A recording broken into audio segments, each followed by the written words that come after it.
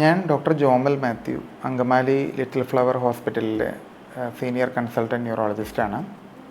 ഇന്ന് ഞാൻ സംസാരിക്കാൻ പോകുന്നത് കേരളത്തിൽ ഈയിടെ റിപ്പോർട്ട് ചെയ്യപ്പെട്ട വളരെ അപൂർവമായ ഒരു രോഗാവസ്ഥയെക്കുറിച്ചാണ്, അമീബിക് മസ്തിഷ്കജ്വരം എന്നത്. അമീബ വിഭാഗത്തിൽപ്പെട്ട ചില അണുക്കളാണ് ഈ പറഞ്ഞ മസ്തിഷ്കജ്വരത്തിന് കാരണമാകുന്നത്. ഈ വിഭാഗത്തിൽപ്പെട്ട നെഗ്ലേറിയ ഫൗളറി എന്ന അമീബയാണ് പ്രധാനമായും ഈ രോഗത്തിന് കാരണമാകുന്നത്. ഈ അമീബയുടെ സാന്നിധ്യം കണ്ടുവരുന്നത് ചൂട് കൂടുതലുള്ള ഭൂപ്രദേശങ്ങളിലെ ശുദ്ധജലത്തിലാണ്. തടാകങ്ങളിലോ കുളങ്ങളിലോ മറ്റോ മുങ്ങിക്കുളിക്കുന്നത് വഴിയാണ് അമീബ ഒരു വ്യക്തിയുടെ തലച്ചോറിലേക്ക് കയറിപ്പറ്റുന്നത്.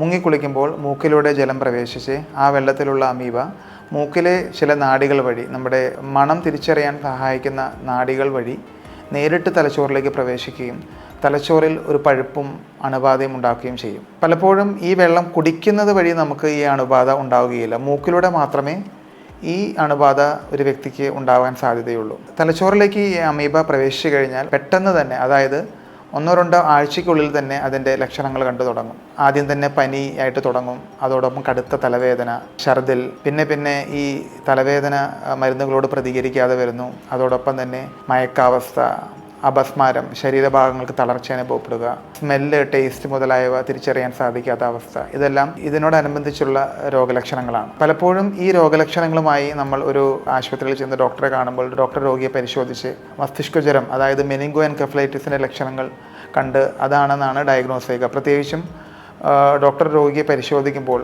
കഴുത്ത് മടക്കാൻ സാധിക്കാത്ത അവസ്ഥ, അതായത് കഴുത്തിന് വല്ലാത്തൊരു മുറുക്കം, അതിനെ നമ്മൾ നെക്ക് സ്റ്റിഫ്നെസ് എന്നാണ് പറയുക. പനിയോടൊപ്പം ഈ പറഞ്ഞ ലക്ഷണങ്ങൾ കാണുമ്പോൾ ഒരു പക്ഷേ മെനിങ്കോ എൻകെഫലൈറ്റിസ് ആണ് എന്നാണ് ഡോക്ടർ ആദ്യം ചെയ്യുന്ന നിഗമനം. സാധാരണയായി ഈ മെനിങ്കോ എൻകെഫലൈറ്റിസിന് കാരണമാകുന്നത് പലതരം വൈറസസും ബാക്ടീരിയയുമാണ്. ഇതിനുള്ള ഡയഗ്നോസ്റ്റിക് ടെസ്റ്റ് എന്ന് പറയുന്നത് സെറിബ്രോ സ്പൈനൽ ഫ്ലൂയിഡ് പരിശോധിക്കുക എന്നുള്ളതാണ്. അതായത് നട്ടെല്ല് കുത്തി സ്രവം പരിശോധന വഴിയാണ് നമുക്ക് മെനിഞ്ചൈറ്റിസ് എന്ന് പറഞ്ഞ രോഗാവസ്ഥ കൺഫേം ചെയ്യാൻ സാധിക്കുക. എന്നാൽ ആദ്യഘട്ടങ്ങളിൽ പല പരിശോധനകളും ഒരുപക്ഷെ വൈറസോ ബാക്ടീരിയയോ മൂലം ഉണ്ടാകുന്ന മസ്തിഷ്കജ്വരത്തിൽ നിന്ന് വേർതിരിക്കാൻ, അതിന് പ്രത്യേകമായൊരു ടെസ്റ്റ് ചെയ്തില്ലെങ്കിൽ നമുക്ക് വേർതിരിക്കാൻ സാധിക്കുകയില്ല. അതുകൊണ്ട് തന്നെ ആദ്യഘട്ടങ്ങളിൽ അമീബിക് മസ്തിഷ്കജ്വരം ഡയഗ്നോസ് ചെയ്യപ്പെടുന്നത് വളരെ അപൂർവമായിരിക്കും. സാധാരണയായി മറ്റ് അണുക്കൾ കൊണ്ടുള്ള അണുബാധയാണ് നമ്മൾ സംശയിക്കുക. ഇതുമൂലം അമീബിക് മസ്തിഷ്കജ്വരത്തിൻ്റെ രോഗനിർണയം പലപ്പോഴും വൈകാറുണ്ട്. അപ്പോൾ നമുക്ക് പ്രധാനമായിട്ടും ഈ രോഗാവസ്ഥയെ സംബന്ധിച്ച്